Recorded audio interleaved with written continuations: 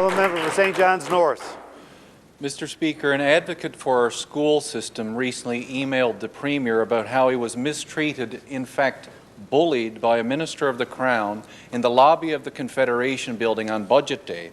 The email points out how this person, who represents parents and teachers and students, felt disrespected and bullied by the Minister of Education, who is supposed to be a defender of those who are bullied in society. And I say this is not funny, folks.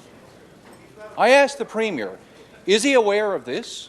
And if so, how has he addressed this very serious allegation of bullying and intimidation by one of his cabinet ministers? The Honourable the Premier.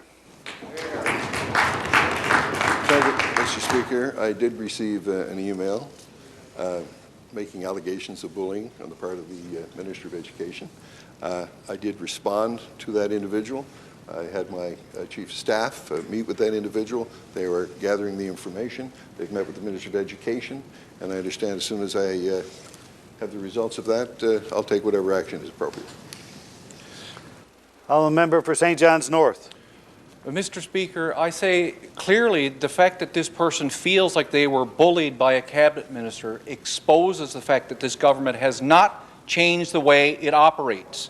Mr. Speaker, given that bullying is one of the most serious issues faced by students, one too many students face and are victims of, and that the Minister of Education has been tasked by the Premier to lead the charge against bullying, I ask the Premier, do you still have confidence that a minister accused of bullying a person who represents the interests of students can still effectively lead your government's anti-bullying initiative?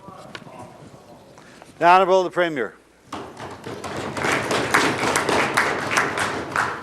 Mr. Speaker, a fair question. People have made allegations. Allegations are not necessarily correct. So there's a process that's in place. And it's a process that ensures that there is that rules of natural justice apply and that there's procedural fairness. Allegations have been made. The Chief of Staff has met with that individual.